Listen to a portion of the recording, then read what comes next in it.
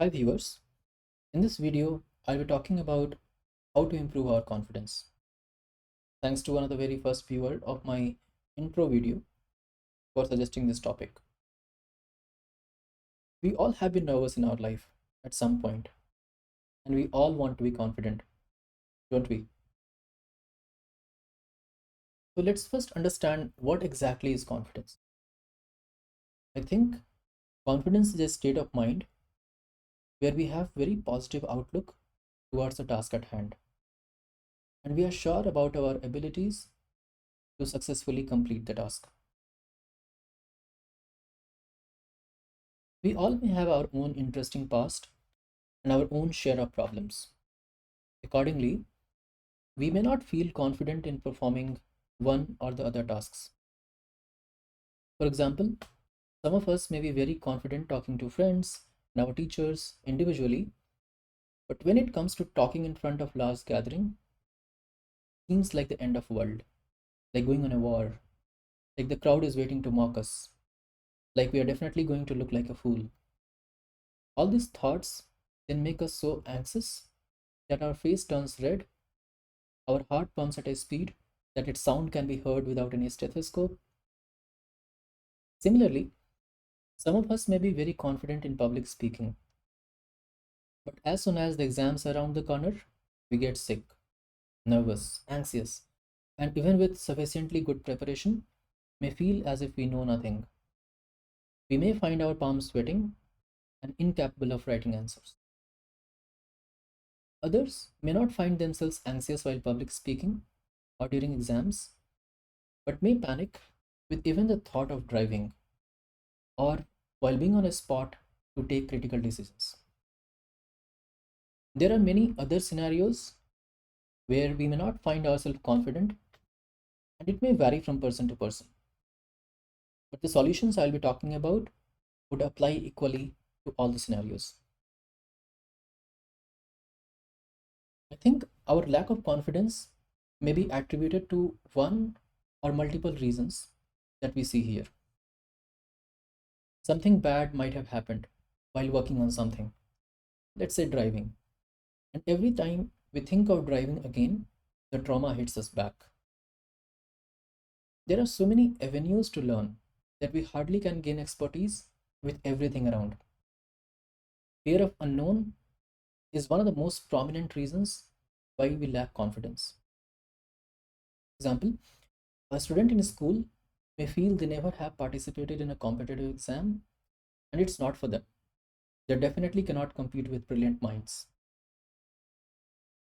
Other reason for lack of confidence could be our own thoughts of I cannot, I'm not talented enough, what would others think of me, and so on. In this video, I'll be focusing on the first one, lack of confidence due to bad memories from past events. All right, so we have our friend John here, and we will learn from his experience on how he grew his confidence. Our friend John studies in a school and is in ninth standard.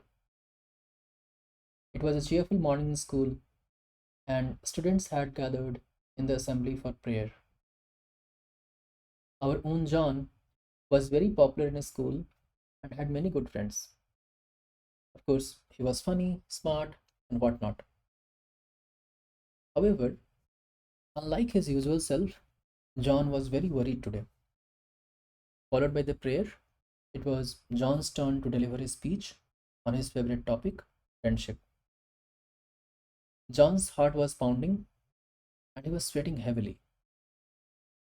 He walked up on the stage and it was easy to sense he was very scared. John started speaking but could hardly be heard.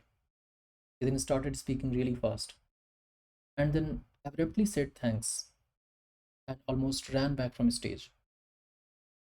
He felt very embarrassed and did not really talk to anyone that day.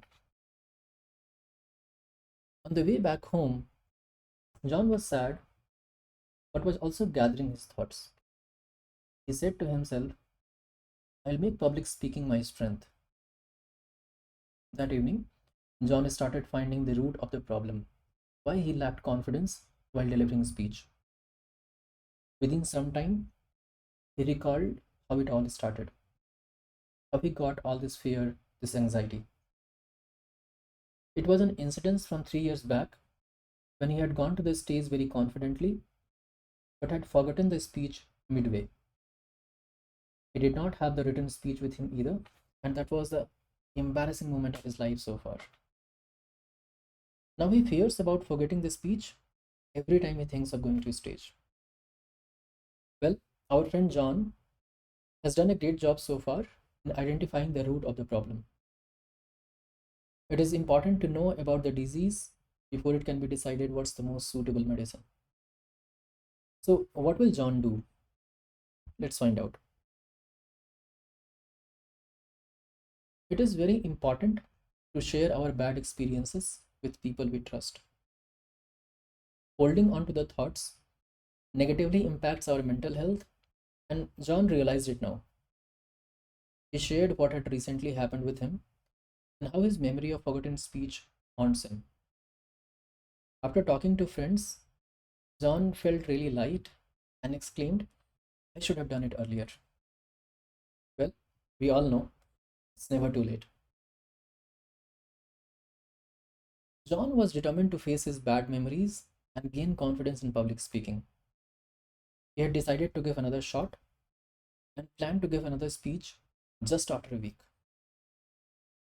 Since John's trauma was associated with forgetting his speech, he began with reading it and then memorized it and then revised it again and again until he could deliver it word by word even in his dreams.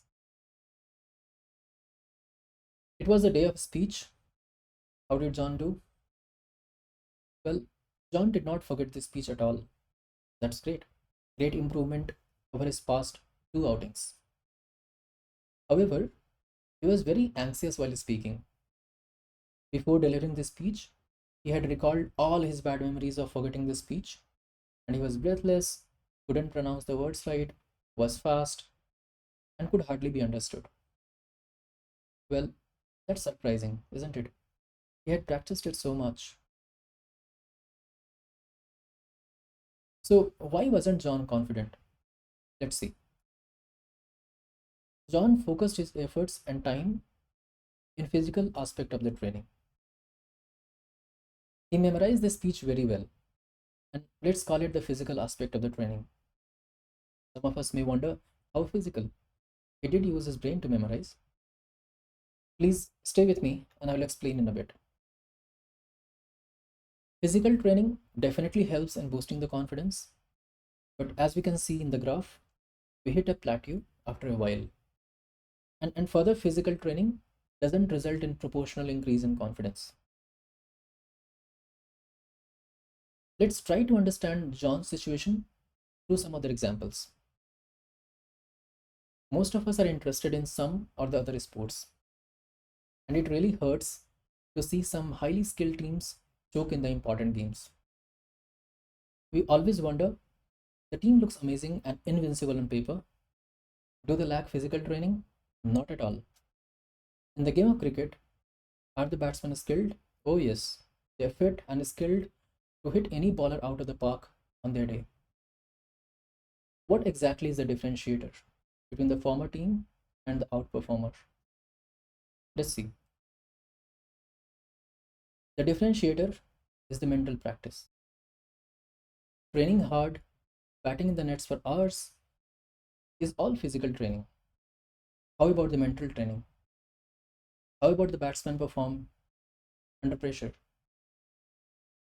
Clear winners focus a lot on mental training too. Let me explain the mental training a bit. In the context of cricket, it can be creating a situation of final over during practice. 20 runs required of 6 balls, and the best bowler to defend those runs. Such training would help the batsman create pressure in his mind and then score under pressure, and for the bowler as well to defend under pressure. After all, it's always better to face the pressure in practice match than to face it straight away in the final game. Let's see how John tried to bring in mental practice to improve his public speaking skills. This time, after memorizing the speech, he tried to deliver it to himself and tried to remember his past at the same time. The thought of forgetting the speech made him anxious, but that was okay. He was alone and was just practicing. John was able to take deep breath, a small pause, and resumed. After multiple rounds of practice, he was able to control the anxiety of forgetting the speech.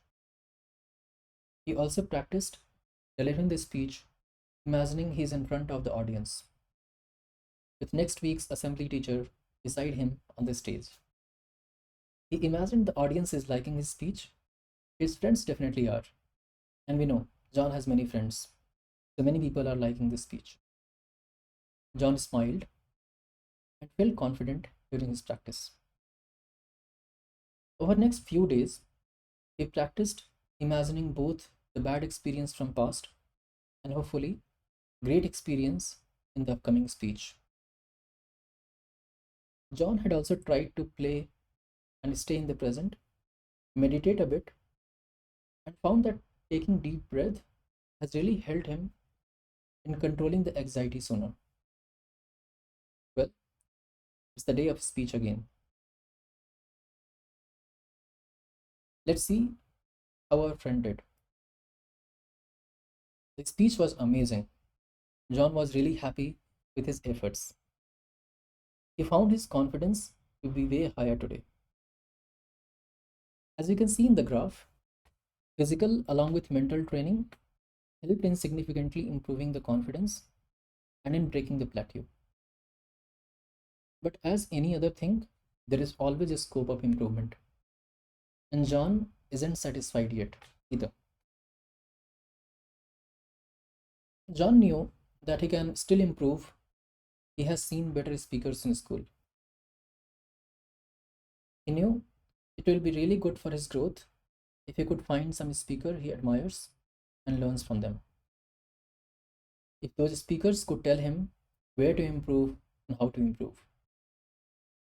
John proactively talked to some teachers and his good speaker friends and asked them to take a note of where he could grow. Over the next 6 months, he kept finding opportunities to speak in front of his class and entire school, and worked on the feedbacks given to him by teachers and friends. Let's see how did it all help John. John was celebrated as one of the best speakers by the time he completed school.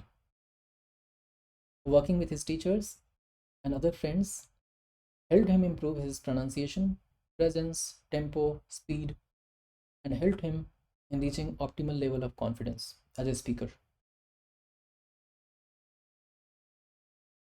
Thanks to our friend John, his story was a great example of perseverance and determination. Let's revise what we have learned from his story. Lack of confidence could be because of some past memory. It is important to identify the root of the problem. We can identify the right solution only if we know the problem very well. Sharing helps, it really does. It reduces our worry and lightens our baggage of trauma. We must train our mind, deal with difficult situations on the areas we lack confidence. It's wonderful how we can quickly learn from others compared to our years of efforts making mistakes and without sometimes realizing we are even making mistakes. All right then, subscribe to the channel and stay tuned for tips and tricks on how to deal with fear of unknown and self-limiting thoughts. Thank you.